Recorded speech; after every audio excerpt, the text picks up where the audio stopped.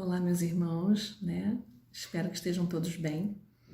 Hoje, dando continuidade, né, aos nossos estudos semanais, né, do livro Caminho, Verdade e Vida, ditado pelo Espírito Emmanuel e psicografado pelo nosso querido e amado Chico Xavier. Hoje, nós vamos para o capítulo 41, que é a regra áurea. Mas antes de iniciar, né, vamos fechar os nossos olhos, pedir a Jesus que esteja conosco, né, nos orientando, nos amparando, que a inspiração seja percebida, né, para que essa conversa, essa palestra, ela seja explicitada da melhor forma possível, para que possamos adquirir mais conhecimento, saber refletir sobre as nossas possibilidades de melhorar, né, a nossa conduta enquanto filhos de Deus e agradecer a Jesus por todo o seu amor por nós, como sempre. Assim seja. Então, meus amigos, meus queridos, hoje o capítulo 41, ele trata da regra áurea. E o que é a regra áurea, né? A regra áurea, ela é um princípio moral, né? Ela é a ética da reciprocidade, né? Ou seja, fazer com o outro aquilo que gostaríamos que fizessem a nós mesmos, ou não fazer ao outro aquilo que nós gostaríamos que não fizesse conosco. Então, a gente vai perceber durante toda a reflexão que essa regra áurea, ela perpassa pela trajetória da humanidade, né, desde os tempos longínquos, né, muito antes, né, da vinda do Cristo.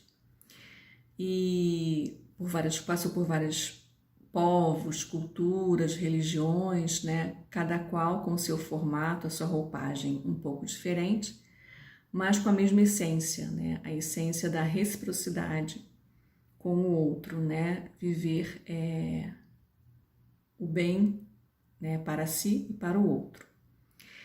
E o capítulo do Evangelho, que é interessante, né, quando eu peguei para estudar, para a gente bater esse papo aqui.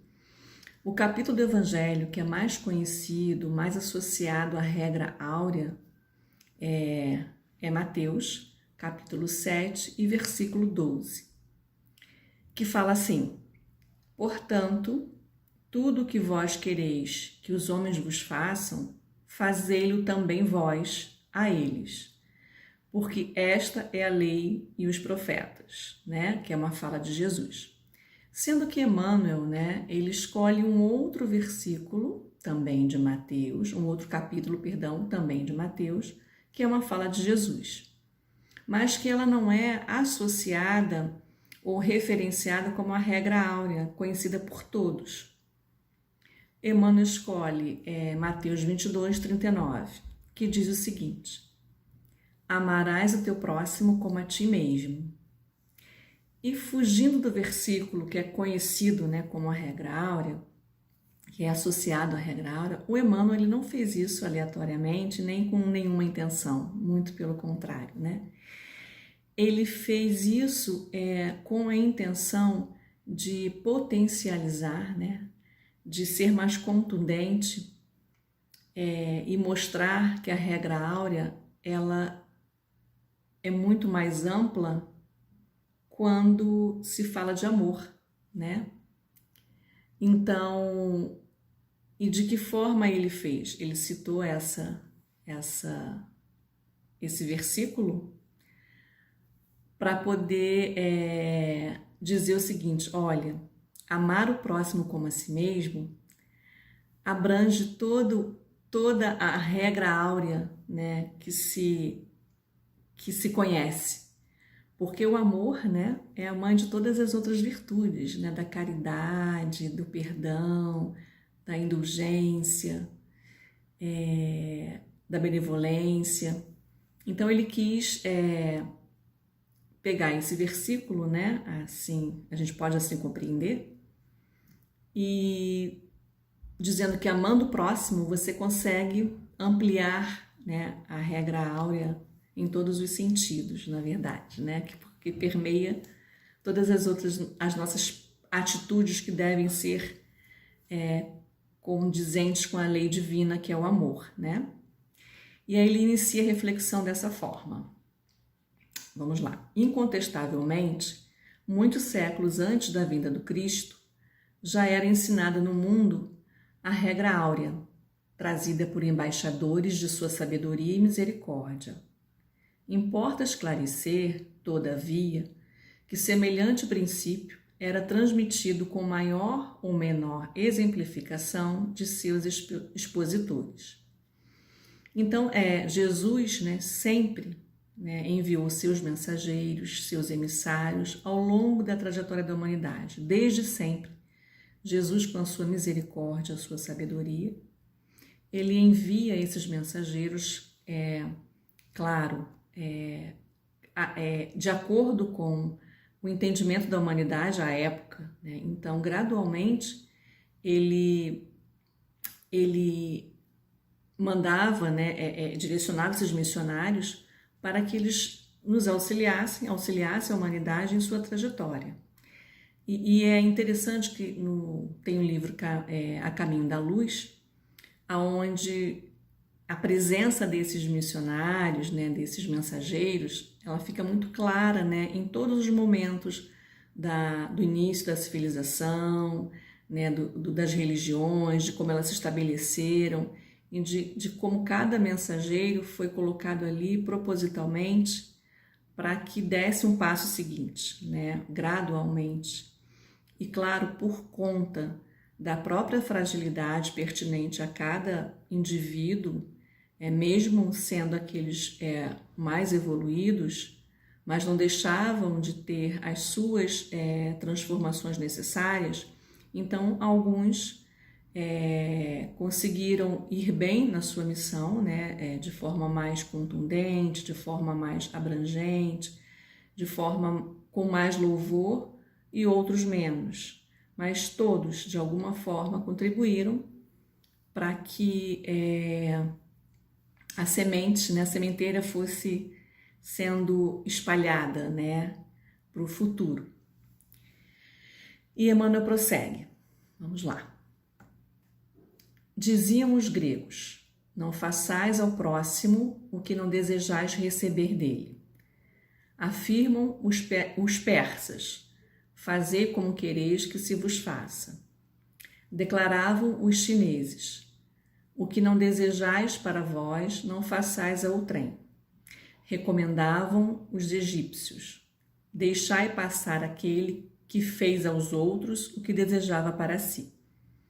Doutrinavam os hebreus: o que não quiserdes para vós, não desejeis para o próximo. Insistiam os romanos: a lei gravada nos corações humanos é amar os membros da sociedade como a si mesmo. Então a gente percebe que são expressões diferentes, roupagens diferentes, em épocas diferentes, para falar a mesma coisa,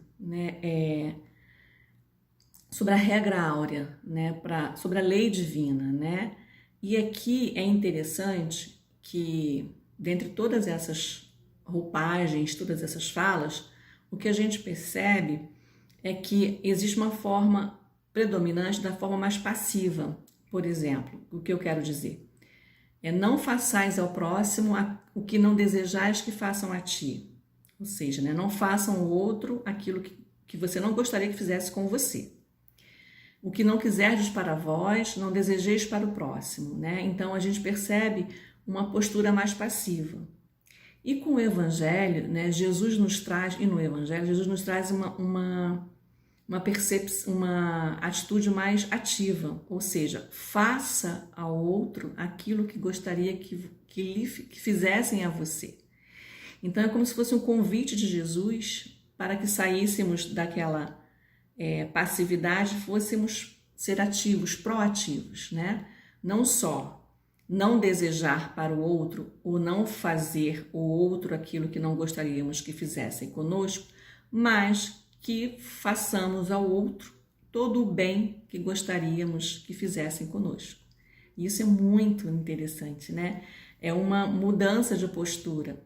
saindo da forma passiva para a forma ativa. Então a gente percebe que a regra áurea, ela permeia por todos esses tempos, né? Embora de falas diferentes, de formas diferentes, mas falando do bem viver a partir do outro, né? Então, assim, você só pode ser feliz se o próximo também, se teu irmão estiver feliz, né? Na mesma condição que você. E Emmanuel prossegue. Na antiguidade, todos os povos receberam a lei de ouro da magnanimidade do Cristo. Profetas, administradores, juízes e filósofos.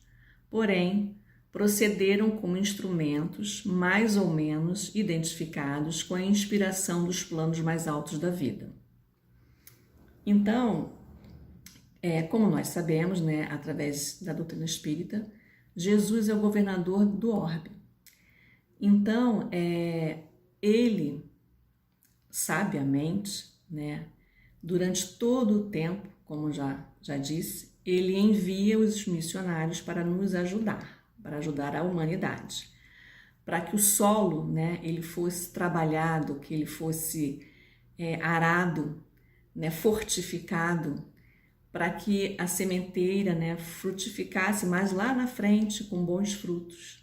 E aí, para que isso acontecesse, ele nos envia os mensageiros, ele envia para a humanidade todos os mensageiros de acordo com a necessidade e com a evolução da humanidade naquela época. Claro, né, ele não poderia dar passos maiores que a compreensão humana, né? Então, de acordo com o entendimento possível para aquela época, os missionários, os mensageiros, agiam para que isso acontecesse de forma mais gradual, né? Para que fosse respeitado o tempo, a maturidade do pensamento humano. Então, durante toda essa trajetória, as leis divinas, né, a regra áurea, ela foi compreendida pelos missionários, pelos mensageiros, e repassada para a humanidade, cada qual da sua forma, do seu entendimento, buscando sempre o aprimoramento, né, conforme a evolução fosse acontecendo. E Emmanuel prossegue. Suas figuras apagaram-se no recinto dos templos iniciáticos ou confundiram-se na tela do tempo em vista de seus testemunhos fragmentados. E aqui vale lembrar, né, que os templos, os círculos iniciáticos, né, que eles eram formados, né, por aqueles indivíduos nas sociedades antigas que tinham um maior conhecimento espiritual. E embora eles detessem desse conhecimento mais amplo, mais profundo, né? Tanto sobre o intercâmbio espiritual, o monoteísmo, né? Esses conhecimentos foram sendo adquiridos e nos templos, né, nos círculos iniciáticos, eles ficavam fechados ali para somente alguns, né, detentores desse saber. Então, ele não era espalhado para as multidões, né? Para as multidões,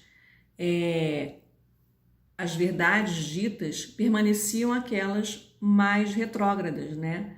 E por exemplo, quando dentro dos ciclos iniciáticos já se sabia sobre o monoteísmo, quando se chegava às multidões, né, esses missionários, esses mensageiros, né, esses líderes, eles continuavam falando sobre o politeísmo, né? Então, assim, as multidões, né, não iam para o vulgo, né? Eles não expandiam aquele conhecimento completamente. Quando eles começaram a saber, ter conhecimento sobre o intercâmbio espiritual, a possibilidade do intercâmbio espiritual entre os dois mundos, eles permaneciam para a multidão enfatizando ou ainda alimentando os cultos externos, né? a importância de cultuar o externo e não a parte interna, né? Então, isso era uma característica muito forte, né, naquela época. E por conta disso, os missionários, né, ainda com esse perfil muito hermético, fechado, se perdeu com o tempo, porque a oportunidade de deixar que isso saísse de uma forma gradual, claro, para que as multidões tivessem acesso a essas verdades já conhecidas, eles fecharam e ali ficaram. Assim como, né, outros mensageiros, outros missionários, né, que vieram, líderes, né, de crenças, outras religiões, outros povos, eles, por serem, obviamente, né, estarem no processo evolutivo como todos nós, embora incumbidos de uma missão, né, que Jesus tenha acordado com eles para que eles fizessem de uma forma a ajudar a humanidade, a trajetória, a ela ser mais acelerada, eles chegavam aqui, estando na carne, né, encarnados, eles tinham as suas transformações a serem feitas também. E ficavam alternando entre a luz e a sombra, né? Então, a mensagem do Cristo, né, as leis divinas, a regra áurea, elas eram muitas das vezes repassadas, claro, mas não eram exemplificadas em sua totalidade. Pela própria dificuldade, pelo próprio processo, né, processo evolutivo daquele que ali estava. E aí o Emmanuel continua. Como mestre, todavia, a regra áurea é a novidade divina, porque Jesus a ensinou e exemplificou, não com virtudes parciais, mas em plenitude de trabalho, abnegação e amor. A claridade das praças públicas, revelando-se aos olhos da humanidade inteira. Então, o que o Emmanuel nos fala aqui? Que com Jesus a regra áurea ela ganha vida, né? É a própria regra áurea, porque Jesus ele cumpria a lei divina em sua totalidade, em sua integralidade. Jesus era o próprio amor, né? Então é como se Jesus tivesse dado vida a regra áurea, né? Então ele veio até nós, né?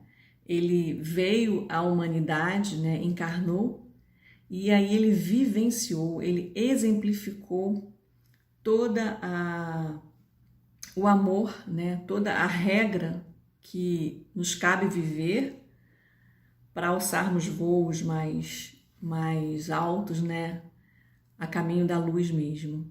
Então, e é interessante observar 2 pontos muito, muito importantes. Primeiro, Jesus como exemplo genuíno, né, do que é o amor, né, do que é cumprir a regra áurea sem parcialidade, sem ser fragmentado, completamente na luz, porque Jesus era o próprio sol.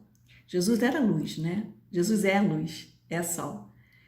Mas então, ele era a própria lei divina. Primeira coisa, então ele ensinou e exemplificou a regra áurea, né? E outra coisa, ele não só vivenciou, exemplificou, como ele não vivenciou isso nos círculos fechados, né? Nos iniciáticos. Ele, na verdade, ele convida, inclusive, os essênios para abrirem as portas dos círculos iniciáticos e sair para espalhar para a multidão, dar acesso a essa multidão. Então, Cristo, Jesus, ele representa, né? Ele é a própria regra áurea, ele é o amor personificado, né? Ele é o sol, ele é a lei divina pura, genuinamente expressa através das suas atitudes, né? Acolhendo o sofredor, vivendo entre aqueles que precisavam mais, vivendo entre os adoecidos, vivendo todo o seu amor com aqueles que estavam de fato necessitados de acolhimento, de amparo, né? Cada qual com as suas dores. Jesus representa a lei, ele vive a lei áurea, a regra áurea, e ele sai, né? Além dele viver, ele leva para as multidões os ensinamentos básicos, né, dela, né, que é viver a caridade, o perdão, a indulgência, o amor. Claro que Jesus não podia falar tudo, porque, né, não tinha condições de entendimento da humanidade se ele falasse tudo. Então, ele usa as parábolas, muitas das coisas que Jesus disse, que não cabia dizer de forma muito clara naquela época, ele utilizou as parábolas para que o tempo fosse amadurecendo o pensar humano, da humanidade, e a gente fosse compreendendo de forma melhor as parábolas de Jesus. Mas Jesus, ele rasgou o véu, né? Ele retira o véu, ele dá acesso às multidões, às verdades até então hermeticamente ali fechadinhas entre aqueles que detinham um pouco mais de sabedoria, tinham mais acesso a essas verdades, né? Através da própria mediunidade, né? Que muitos líderes, muitos missionários tinham. Então eles tinham acesso a toda essas novidades, né, espirituais, e detinham esse conhecimento com eles, não extravasando, né, não indo para as multidões, não vulgarizando o saber. E Jesus fez isso. Jesus, além de amar, de perdoar, de abraçar, de acolher, de curar, ele fala dessas verdades de forma que a multidão pudesse compreender o básico. E aquilo que a multidão não podia compreender, ele disse, deixou em parábolas, né?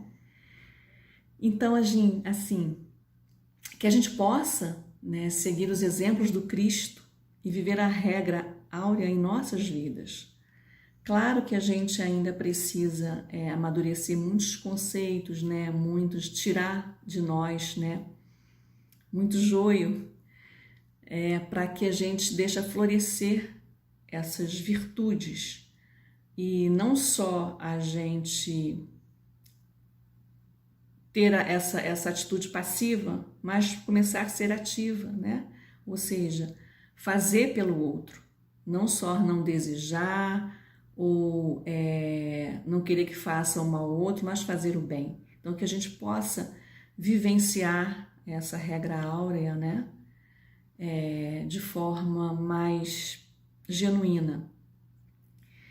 E para finalizar, né, eu achei uma psicografia de Chico Xavier também, mas pelo espírito André Luiz, e chama-se Bilhete da Regra Áurea. E achei muito pertinente e muito bonita. E eu vou ler para a gente encerrar o estudo de hoje, o bate-papo de hoje, né? Que eu espero que vocês tenham gostado e que a gente reflita sobre a nossa condição de viver, conhecer e viver e exemplificar, né, a regra áurea, as leis divinas que estão dentro de nós, marcadinhas lá, né, com o amor de Deus, né, ele deixou lá marcadinho no nosso coração, na nossa consciência. Então a gente tem que trazer para fora tudo isso que está registrado em nós, né, e viver, né, de verdade. E aí eu vou ler para vocês. Justo que você peça a felicidade. Rogue, porém, ao Senhor, igualmente, a necessária compreensão para aproveitá-la, semeando felicidade em seu caminho. Esse é o bilhete da regra áurea. Cultive o contentamento de dar. Não azede, entretanto, os seus benefícios com a exigência de gratidão. Estime a sua independência, respeite, todavia, a liberdade dos semelhantes. Fale como julgue melhor, ouça, porém, com apreço a palavra do próximo, qualquer que ela seja. Considere os seus triunfos.